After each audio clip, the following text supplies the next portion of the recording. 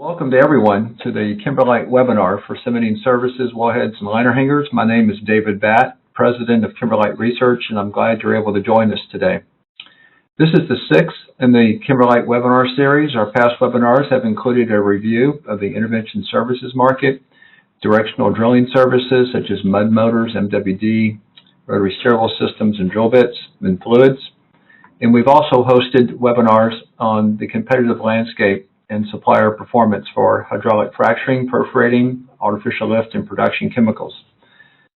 Let us know if you or your colleagues need access to these webinars, and we can provide you the link. Or just check out our website at kimberliteresearch.com, or feel free to drop us email or chat message today. Also, please feel free to communicate to us through the chat box today and submit questions as we go along. We'll be glad to address them. For those of you that may not be familiar with Kimberlite Research, I'll provide a brief background and then dive into the 2020 Cementing Services Wellhead and Liner Hanger reports. Kimberlite Research each year conducts approximately 3,000 personal phone interviews with E&P operators globally. Some of you on the webinar today may have participated in one of our surveys and studies in the past, and for that I say thank you. Our research is about 50% North America, about 50% international. We produce a series of reports that cover the topics of formation evaluation, drilling services, completion services, production, artificial lift services, and subsea. We cover over 70 oil field products and services. Today, we'll be focusing on interviews that we've conducted with nearly 326 users globally. Drilling engineers, drilling managers, drilling superintendents, and we'll be addressing the cementing services market, liner hangers, surface wellheads, and subsea wellheads market. One of the key exhibits that we'll be using today that I'd like to address before we dive into the data is this quadrant map, or value map as we call it at Kimberlite, where we use this exhibit to illustrate the competitive landscape of the market. We cross-plot supplier performance on the x-axis against supplier pricing competitiveness on the y-axis.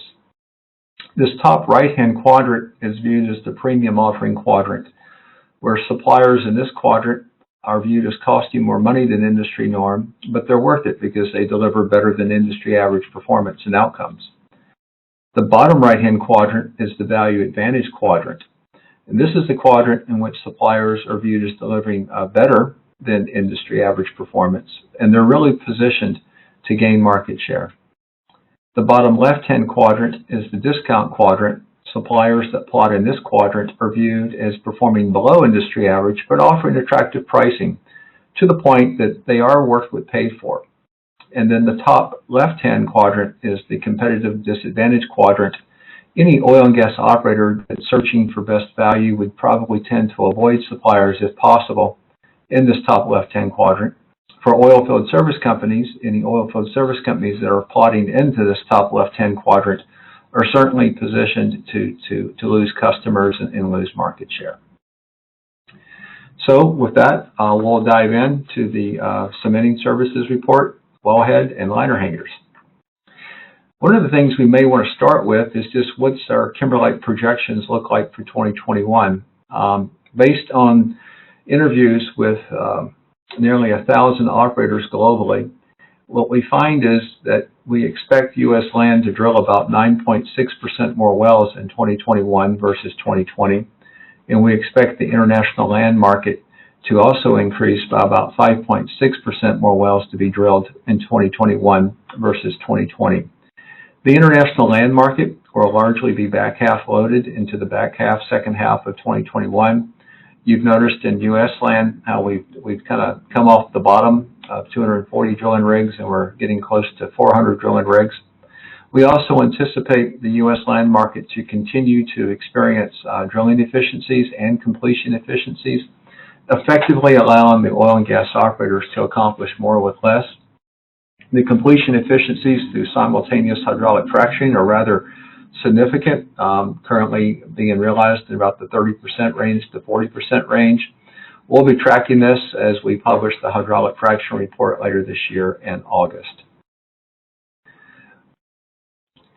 When we get into cementing services and we ask the oil and gas operators globally what technologies have brought them the greatest amount of success, what we find is that lightweight foam cement on an unaided basis is clearly the leading technology that the oil and gas operators state have brought them great success, followed by different types of cementing tools and centralizers and some custom slurries, additives, and lost circulation materials. When we look at the competitive landscape for cementing services and we look at the market share and what suppliers are most commonly being used, what we find in the U.S. land market is that Halliburton is the market share leader in the United States land, as well as in the international land market and the offshore market. However, when we ask the oil and gas operators in our surveys, how would you rate the performance of the suppliers with whom you're using for your cementing services on a scale of 1 to 10, with 10 being excellent performance and 1 being very poor performance? One of the first things that you notice on this chart is that there's a wide variance between the worst performing cementing services suppliers getting average ratings in the 7s and the very best cementing suppliers getting average ratings in the high 9s. So if you are an oil and gas operator and you're trying to figure out, best value, I think one of the first things that you notice here is not all of the suppliers are performing at the same level. And so when we track each year, and we update this report every single year, you can see the industry average ratings, which is the dashed line for responsiveness to needs, is going up each year for the most part. And so the oil and gas operators tend to be more and more satisfied each year with the level of responsiveness that they're receiving. Same thing with technical support, same thing for competency of field service personnel. So this is all very positive. But if you look more deeply at the performance of the individual suppliers, what you'll find is that certain suppliers, like here Schlumberger, consistently receiving customer reviews that are below industry average for responsiveness to needs, whereas 9 Energy Services has been showing an increase in performance customer review ratings that are much higher than the industry average. Okay, and you can see Halliburton continued to improve into 2020, but their rate of improvement didn't keep pace with the broader benchmark average, and so actually Halliburton fell behind. So one of the key messages that I'm trying to emphasize on this exhibit is not all of the oil field service company suppliers perform the same, and as an oil company, if you haven't used one of these other suppliers, it would be good to maybe take some due diligence and to inquire which suppliers may be performing best, and we'll talk more about this in a moment. We can look at these performance trends not just by U.S. land, but by basin or Canada, where you can see companies such as Trican showing some improvement going into 2020. Other companies like Magnum showing consistent performance reviews that historically have been consistently better than industry average, but for some reason have recently declined. International land or offshore. When we look at the competitive landscape using the value map exhibit that we talked about earlier, what you find here is on the x-axis, recall, the midpoint of this x-axis is industry average performance. So any of these suppliers like Compass, Non-Energy, and several small to mid-tier suppliers that we'll encapsulate here as all others, they're all receiving customer review ratings that are better than industry average, and they're all competitively positioned as being value advantaged. 9 Energy, for example, has shown consistent improvement from 2018, 19, and 20, where they've moved over to the right and clearly centered here in the bottom right-hand quadrant today. Halliburton, the market share leader, is viewed as delivering performance that's about on par with industry norm, while charging prices that are higher than industry norm. And so Halliburton traditionally sits in this cost more but worth it quadrant, but their performance profile has fallen slightly out of alignment with their pricing strategy, and they're at risk of customer defection and loss of market share to some of the small and mid-tier suppliers that we show here in the bottom right-hand quadrant of the value map. NexTier and ProPetro, although they're performing below industry average, have attractive pricing strategies that said they're effectively worth what paid for, and they're viewed as a discount offering. When we move to the Canadian market, what we find is Trican is viewed as delivering the best overall value. Sangel is also competitively positioned as a viable alternative. Magnum's performance declined in 2020, as evidenced earlier in the trend tiles performance trend lines that we showed earlier, and they're currently sitting in a competitively disadvantaged position in the Canadian market. When you move to the international land market for primary cementing services, you'll find that Schlumberger is actually the top performer while Halliburton's the market share leader, but they both fall within the fair value fairway, and in fact, the international land operators clearly see differentiated value in the marketplace. They see that Schlumberger may cost more, but they deliver better outcomes and performance. Baker Hughes may be the least expensive of the big three, but they don't perform at the same level. So this is good that the E&P operators are able to distinguish and see differentiated value in the marketplace, pay more, get more, pay less, get less, but in both cases, both are viewed as acceptable values. We move to the offshore market. Halliburton's the market share leader and the performance leader and positioned to defend market share. When we move to cementing tools, what we find is Weatherford and Halliburton are market share leaders in the U.S. land market, but the transaction that's pending, that hasn't closed yet to the best of my knowledge, between Innovex and Rubicon, when that closes, the combination of these two companies will put them on par with market share in U.S. land for cementing tools with Weatherford and Halliburton. In the Canadian market, Weatherford's the market share leader, followed by Import Tool. In the international land market, Halliburton is the market share leader, followed by Weatherford. In the offshore market, again, Halliburton's the market share leader, followed by Weatherford. When you look at the performance ratings of the various cementing tool suppliers, again, we see differences in the performance levels. And so when we look at the trend tiles, you find that Weatherford's performance is actually trending below industry average on responsiveness to needs, technical support, competency of field service personnel.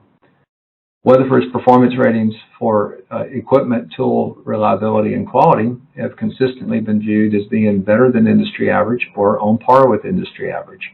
And you can see Innovex's performance ratings have been improving over the last 2-3 years. You see variances in the market, regardless if you go to Canada, where Import Tool is viewed as the performance leader on many of these performance measures.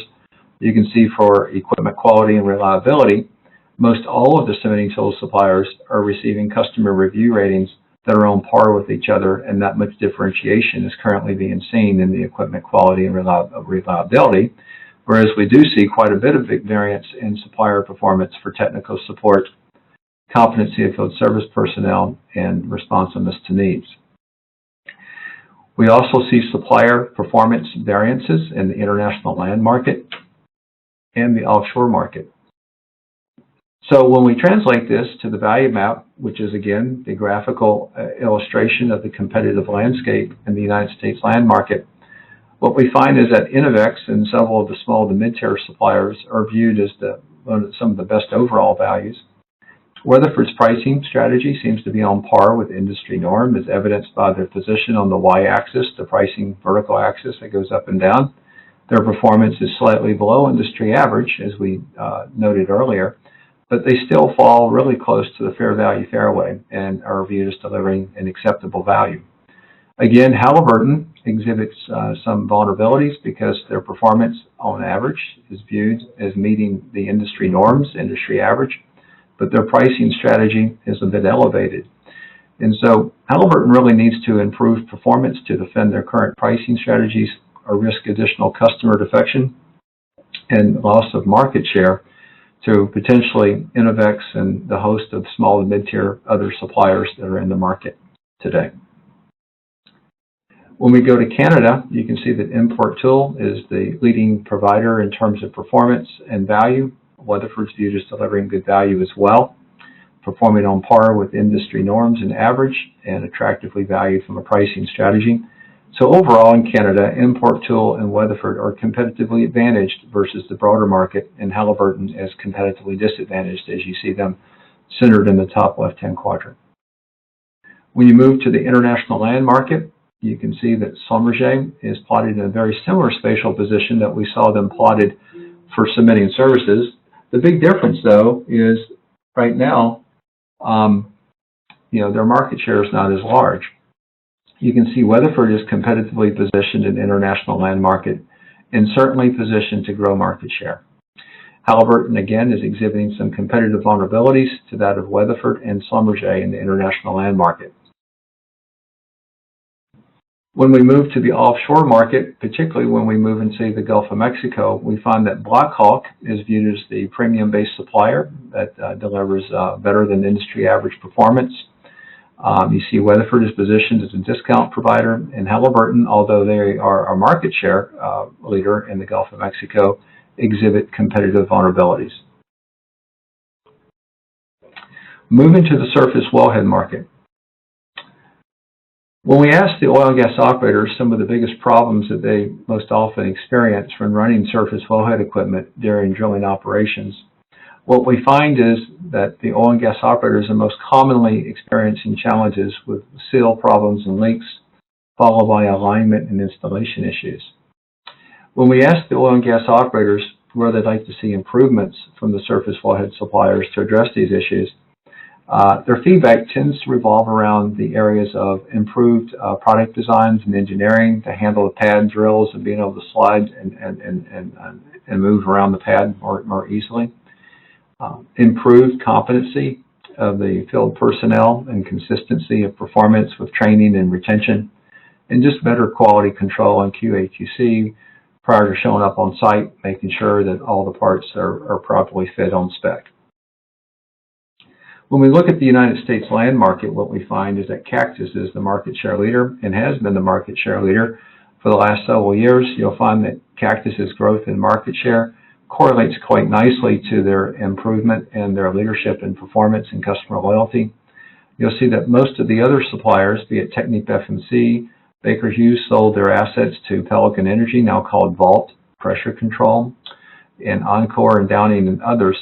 None of these suppliers have really been able to amass much more than single-digit market share, in large measure due to inconsistent performance that's either viewed below industry average or maybe approaching industry average.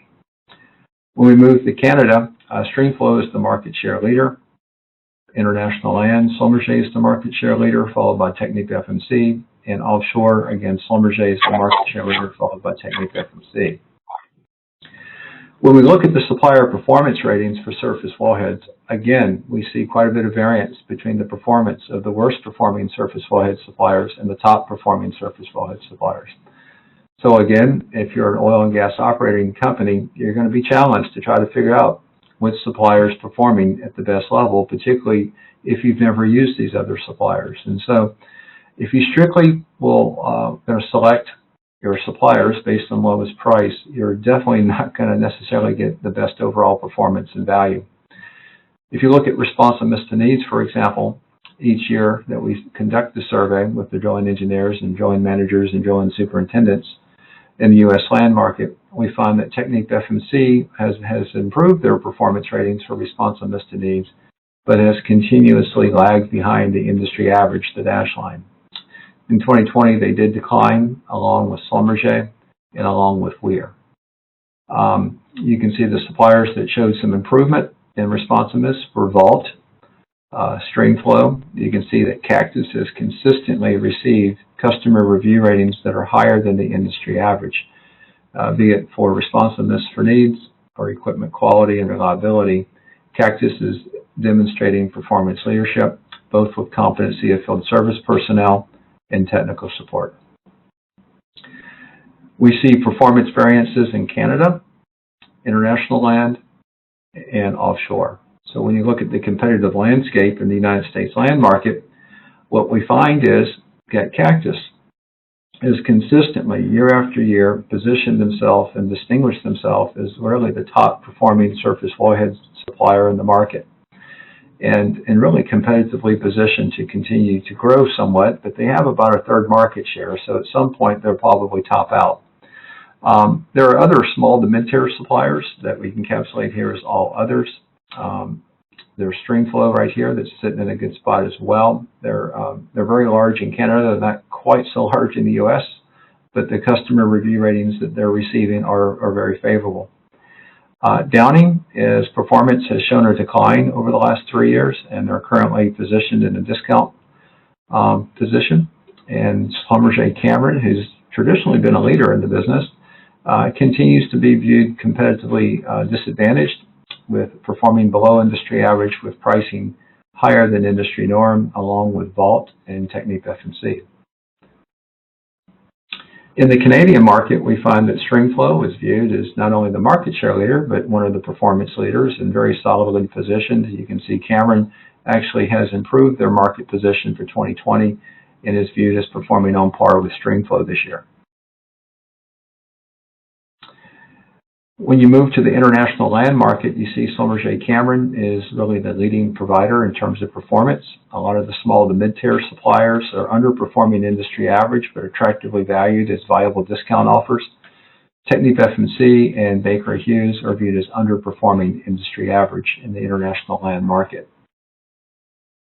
Offshore, you see that Schlumberger is viewed as the premium-based supplier, but Technique F&C and Baker Hughes are both viewed very favorably relative to Schlumberger Cameron and positioned as very viable alternatives, placing Schlumberger Cameron at risk of customer defection in the offshore market to Technique F&C and Baker Hughes. Drillquip, who's not too large in the offshore surface wellhead market, does rate favorably, but albeit they have a very small presence in the overall market. When you move to subsea wellheads, however, Drillquip is a big leader in market share in the Gulf of Mexico. They're also viewed as a value advantage provider. Baker Hughes is viewed favorably as the premium provider in the Gulf of Mexico, and Technique F&C is viewed as competitive in pricing, but just slightly underperforming this year on performance.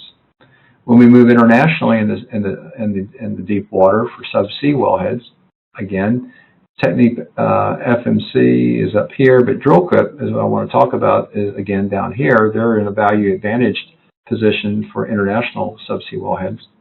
Schlumberger is viewed favorably, but many of Schlumberger's awards are part of more integrated SPS type packages. Baker Hughes, pricing's on par with industry norm, but performance is lagging, and Technique F&C's performance is lagging industry average as well. When we move to liner hangers, what we find is the market's still about 20-21% expandable liner hangers and about 79-80% conventional liner hangers. And when you move to liner hangers, this is an area of strength for Baker Hughes. They tend to be the market share leader year after year, particularly in the United States land. When you move to Canada, however, Import Tool and Weatherford take on the leadership positions. International land, it's Baker Hughes and Weatherford is market share leaders. And in the offshore market, you've got Baker Hughes, but you see Halliburton continuing to climb their presence in the offshore market. We do see quite a bit of supplier performance variance amongst the liner hanger suppliers between the best performing liner hanger suppliers versus the worst performing liner hanger suppliers. And as you might imagine, again, we look at these supplier performance trends, and again, you see quite a bit of variability of trend lines. Like if you look at Weatherford, their customer review ratings on equipment quality and reliability are consistently below industry average. Their pricing competitiveness is consistently viewed as having the most attractive pricing. So again, this is an excellent example of you may go for low price, but you may be sacrificing someplace else in terms of reliability of equipment or technical support or field service. Again, we see variances, be it North America land, international land, or offshore. When we look at the competitive landscape for the North America land market for liner hangers, what we find is that the oil and gas operators in North America land clearly see differentiated value. They see that Baker Hughes is really a market share leader and a performance leader. They cost more, but they're worth it because they deliver better than industry average performance. Weatherford is a discount provider who's viewed as underperforming industry average, but attractively priced in the market, such that they're an acceptable value. But as I pointed out earlier, their performance shortcomings need to be evaluated to make sure that those shortcomings are in areas as an oil and gas operator that you're going to be okay with. But overall, they're certainly worth what paid for, and their pricing and their performance profiles are certainly well aligned in the North America land market. Halliburton, again, not as large in liner hangers as, say, Baker Hughes or Weatherford, but they're certainly competitively positioned to continue to grow. When we take a look at the international land market, you clearly see that Baker Hughes and Weatherford are the leaders with respect to market share, but really neither supplier, neither Baker Hughes or Weatherford, are really demonstrating performance leadership. Rather, they're both viewed as performing about on par with industry norm. Halliburton and Schlumberger get better customer reviews, but their pricing is currently viewed as being too high for them to really gain any material ground in the international land market versus that of Baker Hughes and Weatherford currently. When you move to the offshore market, here you see a major divergence from what you have seen historically if you go back 5 years. Historically, Baker Hughes would have been in this top right-hand quadrant. Their performance has kind of slid over to be about industry average. Halliburton's been coming out with their expandable liner hanger technology and has really gained a lot of momentum in the offshore market. It is clearly positioned as the performance leader in the offshore liner hanger market. Between Baker Hughes and Halliburton, they certainly comprise the bulk of the market share. And Weatherford, again, positioned down as a discount provider. So that basically sums up a lot of the overviews for the cementing services, cementing tools, surface wellheads, subsea wellheads, and liner hanger market. Again, these are all based on one-on-one personal interviews with oil and gas operators. And so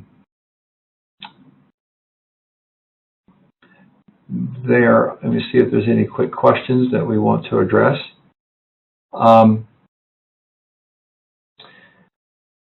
I don't think, the only question I have coming in is about the most recent cold snap in the Permian Basin. Our most recent customer feedback on the cold snap is that as the weather began to warm last Thursday and Friday, the Permian Basin operators were able to get out and start to assess damage. They spent Saturday and Sunday to begin to move forward to get key wells online and assets online. They've been working very diligently this week, and we anticipate that most of the wells and facilities that went offline during the cold winter storm will be, for the most part, up and running by the end of this week. There'll certainly be some wells and perhaps marginal wells and some lingering assets that need to be addressed the following week. In terms of drilling and completion, you probably noticed that the frac crews dropped precipitously during the cold snap last week, went down to like 40 frac crews.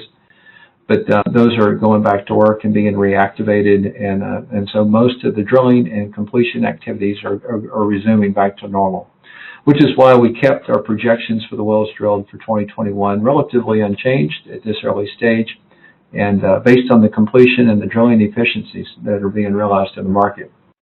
And I'll end it on these drilling and the completion efficiencies, because one of the things that's really quite notable in the United States land market is just the innovativeness and the resiliency of the oilfield service companies, be it Schlumberger, Halliburton, Baker Hughes, and others.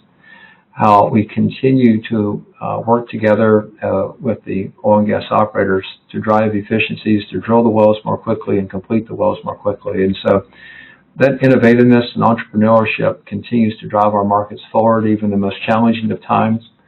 And so if there's no other questions, I'd like to thank everyone for attending. I'd like to thank all the oil and gas operators who participated in our surveys. And please feel free to reach out after the webinar if you'd like to follow up and discuss anything in more detail. And with that, we'll sign off here from Kimberlite. You have a great weekend. Bye now.